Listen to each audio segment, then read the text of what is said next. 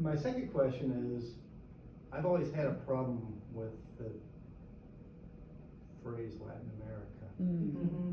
Because there is really no, I mean, Right. there's various cultures Mhm. throughout. Yes. And, you know, as you know, I think Brazil. Brazilians are already like Yeah. not into that term. Yeah, you know, you get Argentina. Or the Spanish-speaking world, they're like, Yeah. excuse me. Yeah, exactly. Or even, you know, within Mexico, the various cultures. Exactly, And, exactly, yeah. It's kind of convenient. Yeah, And I'm surprised it's actually stuck the way it has. I over all know, those it's years. always kind of bothering. It is Yeah. a Western term. Yeah, totally, it's a lump bunch of disparate cultures and Yeah. people all together into one convenient package. Yeah, in which you have European influences, particularly in, you know, places like Totally. Argentina and Chile, and even Asian influences. Absolutely, yeah. And then you have the indigenous cultures Yeah. that are very different. And Exactly. then African influences. Yeah, the African all along. influences, Exactly. yeah, You know, exactly. I mean, it's, yeah. I mean, yeah, the number of slaves that Yeah. ended up in. So I mean, you could easily argue that that term in and of itself is still perpetuating Yes. some of the Yeah, things that you were yeah. talking about. And I know Yes. that, again, having interacted and trying to, you know, do ethnographic research on historical topics, but still talking to people, listening to them, especially in Brazil. Yeah.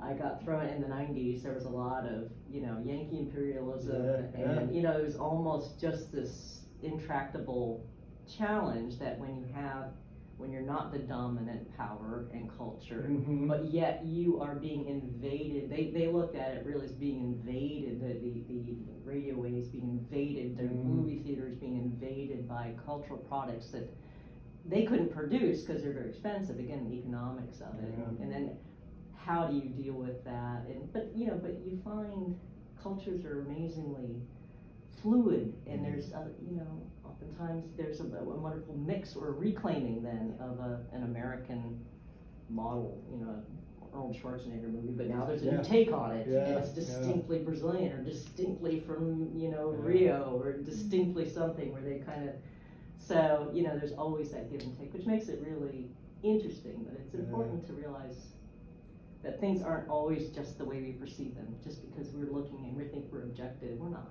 Yeah. We're not. Yeah. We can't see outside of our own Right. blinders, but this kind of work helps at least make you think a little bit more like, well, maybe I was taking this for granted, Yeah. so. I mean, I remember Yeah. being in Ecuador a few years ago and seeing, you know, the wealthier parts of Quito Mm-hmm.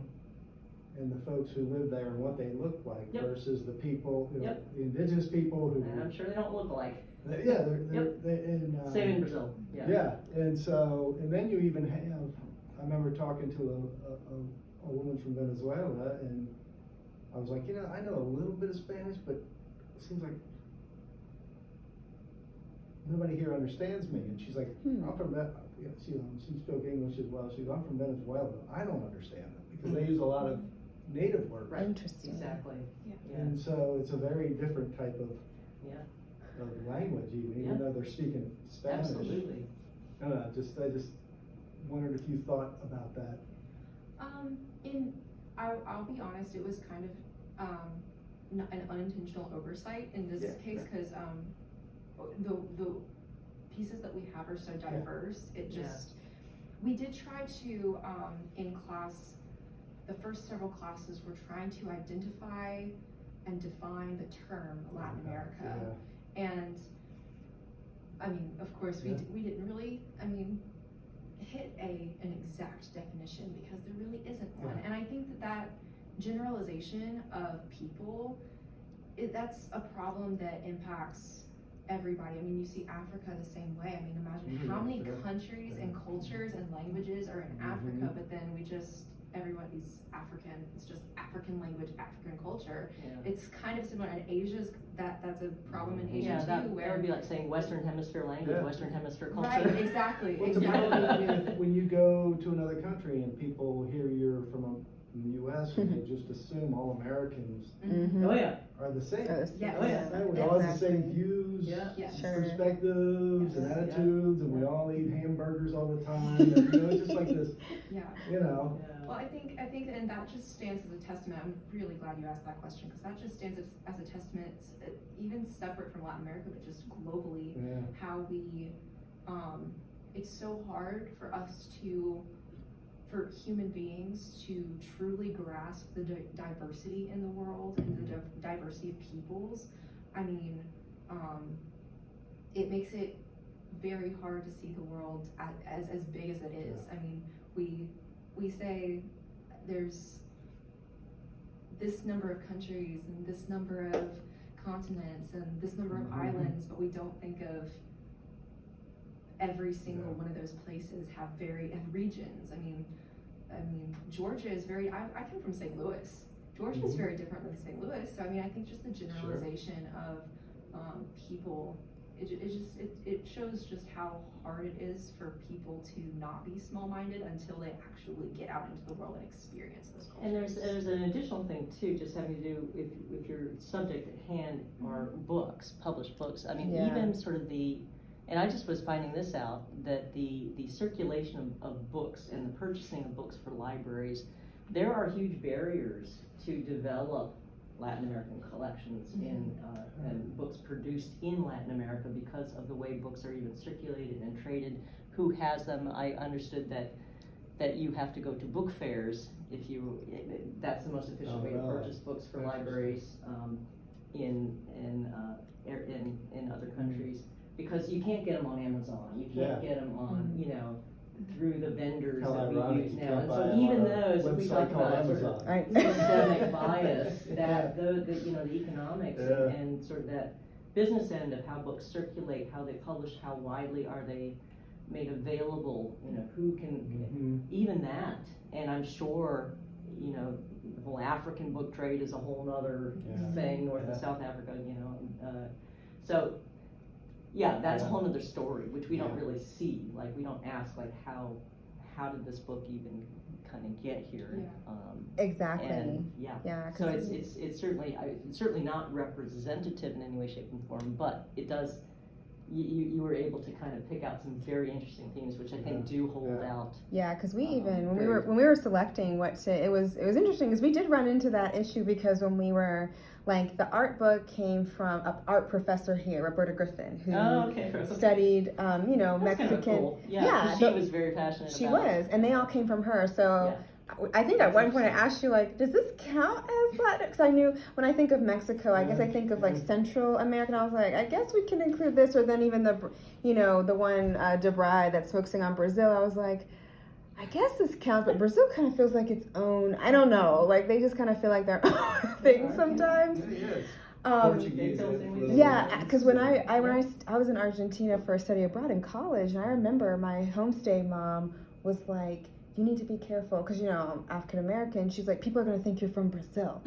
And she didn't say, but she made it sound like it was this whole other. Like, that's not a good thing. Like, you wouldn't want that. Right. This place. I never really followed up as to why, but she was like, Brazil seemed like a completely different.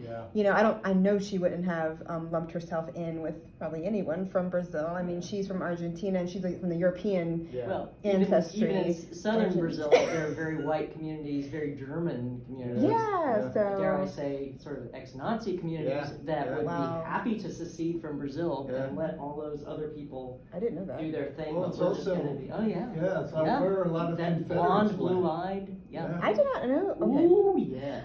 Ooh, a lot of Nazis. There's actually German communities in the Andes in Argentina that are former Nazis. And you also have in Brazil, you have a Confederate who fled after the Civil War, and they still celebrate Confederate. They have their little thing going on in Brazil. They still do the Confederate flag, and Was Operation Paperclip? Is that what that was called for the Nazis, or was that them coming here? Or does anybody? I'm not familiar. I never thought about like the Nazi diaspora. That is very no. That's true. Executed a few. Too. Most of them did very well in Latin America. They were not. Yeah. They were not pursued. The justice systems there obviously were very different. Had other things going on, and because probably they were white and probably had some money, they probably did just fine. Well, there's a reason the Space Center is in Huntsville, Alabama. I always wondered why. Why? Why? Yeah. Because a lot of the scientists were Nazis. Yeah. You are kidding. Mm-mm. Oh, Well, that I knew. That was Operation Paperclip. That I That's knew, what but that I was. didn't make the That's what connection. that Yeah. was Operation Paperclip. And so was that- them bringing over Nazis It's to just a Germany little more on palatable purpose Yeah. for it to be there than to win the space race against Russia. fascinating. I didn't realize that. Oh my goodness. Yeah. I can do a whole other instruction session just on that. yeah, This is a very disturbingly yeah, enlightening that would be session. interesting, the Nazi diaspora. And It where they is that. went, Where they went, went, what they were But doing. yeah, no, I mean, there's fascinating dynamics. You know, Yeah. it's like the closer you take any region in the world, and Yeah. the closer you look at it. You know, we could probably go into Marietta politics, being the archives here. I know. Seriously. If you look at it through a magnifying lens, all of a sudden things start to merge. I'm like, I oh, will say- Wildman's down the street in Kennesaw. Yeah, okay. Yeah, I know, Yeah. seriously. I saw that Yeah, for the first yeah. time today. Yeah, she saw it when we were going to the library today for the Yeah. first time. I'm But gagged. I will say, Dr. McGovern, one thing, Laura Wingfield, who's a professor here in School of Art and Design, and she is very focused on, I forgot her exact, I guess it's South America, but she has asked me, and this is something that I'm continuously working on, that we need to get some pre-colonial pieces from regions in South America. That's what she wants us to collect. And so we may have to get some facsimiles. I'm not sure we'll be able to Yeah. acquire, but she said they had really interesting formats of books. So that's gonna, again, that's something I'm not. Those are even like available. Well, they're probably not. This is why she's saying we might have to get some like Some models funding. of what Heavy-duty they. museum pieces. Well, yeah, we're probably Yeah. not going to be able. We might have to But get some facsimiles could be a thing. facsimiles Yeah. of them Okay. because There's a way to again, that's a engage with them. history that we're Yeah. we don't really have represented in the rare book collection. So we had to bring out kind of all what we had. Yeah, sure. But that's something that is definitely a challenge for me, just not knowing as much about that history. Well, so I don't think there's a lot of yeah. ability either. Or Exactly. So we're gonna try to. That's kind of our next, just to get some kind of pre-colonial South American pieces, maybe even also Central America. Maybe that's where I can't remember if she's more South American countries or Central American, but she's given me several ideas. So Okay. that's where we're gonna hopefully take the collection next. Well, I hope the collection can continue to grow because Oh, it I'm definitely going to send will. this to you, and Okay. if you want to use it for any, Yes. send it to the Spanish department, and you send it to Latin American historians and stuff. I mean, and the art department. I mean, Yeah, because I'm really interested Yeah. in. Again, this is I think Ernesto would be very into this. Yeah, so we'll see what we can do. Well, he and Seneca are doing that study abroad every summer in Ecuador. Right. That's right, they are. Oh, Ecuador. Mhm. Okay. I didn't saw know the, they were doing that. Yeah, Cool. Yeah, I guess saw that. wasn't involved in that. Neat. yeah. We used to have a teaching abroad program in Ecuador. Oh wow, I didn't know that. Outside of Quito. We Uh-huh. don't do it anymore, but which is why I was down there. And it's basically the school for wealthy English-speaking American, British expats, as well as some wealthier Yeah. local families Yeah. Yeah. who can afford. And it's like this beautiful college campus. I'm You've sure. got the Andes behind you. Gosh, that sounds amazing. It is. Wow. Yeah, it was open air campus. It's just Huh. it was incredible. Yeah. Huh. Interesting. So that was well done. Abby. Well, great Appreciate stuff. it. Yeah, if you haven't Appreciate seen it. the DeVry before, go take a look It's because it very is a good. fun piece.